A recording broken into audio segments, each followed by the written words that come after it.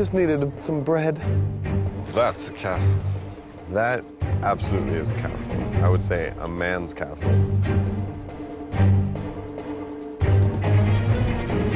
So we're at the Warwick Castle. Yeah.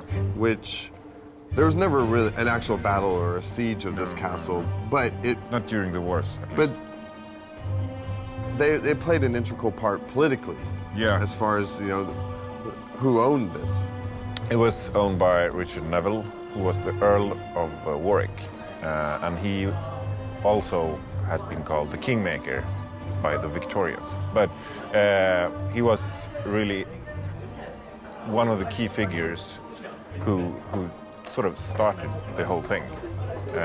He supported the Yorkists at the beginning with Edward, and then later on he switched sides to the Lancastrians because he was not happy with how Edward was handling things. And in this version of the game, we're actually not going to have this castle in our game. No. But the castle we are going to have in the game it's not as well preserved as this. So we've actually come here because we wanted to get as accurate as possible representation of what a castle at that time would have looked like.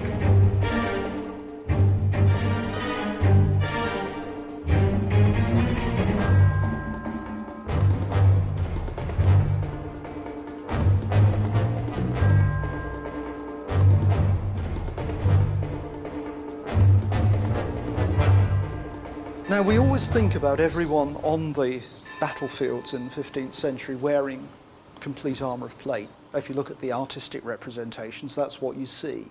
But that's just not true. When you look at the more detailed records, you find that the vast majority of archers and billmen on both sides, where there is any evidence, had hardly any protection at all. And sometimes the protection they had isn't what you think. Most complete plate armours for the men-at-arms have a helmet called a sallet, and we know what that's like, wonderful visored thing worn with a bevel which fits onto your plate defences. But this is a sallet as well. This is a very simple, relatively crudely made skull cap, but you still call it a sallet. And this is the kind of thing that the really well-equipped archer or billman was wearing in the middle of the 15th century.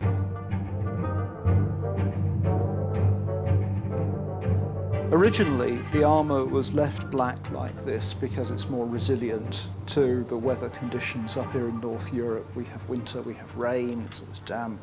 And armour, iron wants to go rusty as soon as it possibly can. And having this nice solid oxide layer on it protects it, prevents it from going rusty.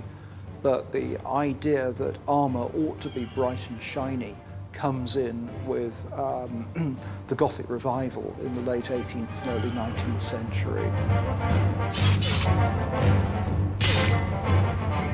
There's a lot of debate why the Wars of the Roses were so brutal and bloody. A lot of the remains, they don't seem to have just been given one blow to the head, for instance, but often many, many blows. In fact, some of them had their whole faces obliterated.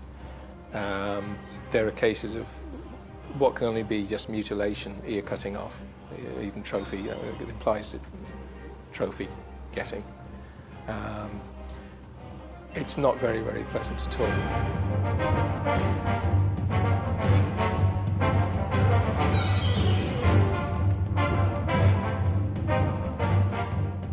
This sword is a hand-and-a-half sword. It's a different type of medieval sword. It's called a hand-and-a-half sword. It's also called a bastard sword. Quite simply, it was a sword that could be used with two hands, like a two-hander, to deliver a more powerful blow. Obviously, the main purpose of a sword is its blade. That's the main part, and that's what you will use. It can be used to strike with and give cutting blows, obviously with these edges. On this sword, it's double-edged. But also, of course, you can thrust with it. This is quite a thick blade, as you can see, and it comes to a point, and that can be used to seek out any gaps in an armour.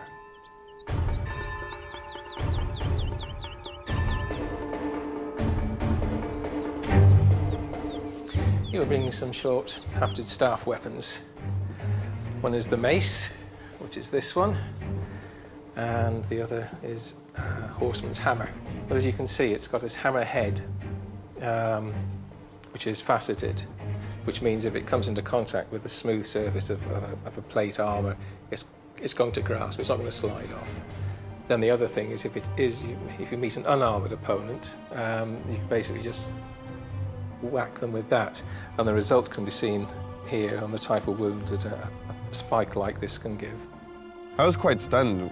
I mean, to actually get to touch these swords and to actually wield one in your hand and to see that and to find these nuanced additions to the weapons that we would have never ever known about, like how they used it to protect their finger because they actually started holding the swords more like a fencing foil to better wield it and to be more accurate with their attacks. Yeah, and I mean the lightness of everything.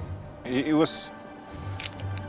I was totally convinced they were all like solid metal or wood or whatever. Yeah, I weighed like 5 kilos or something. The sheer engineering of this was just unbelievable. Yeah, but I mean, either it worked or you die.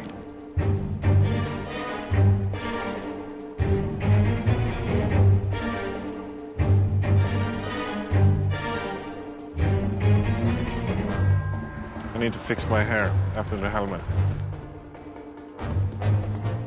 Medieval knights, the knights back then, had a sense of humor, so they shaped it like their balls. Bullock. It's a bullock dagger, and that's where you get the term bullocks.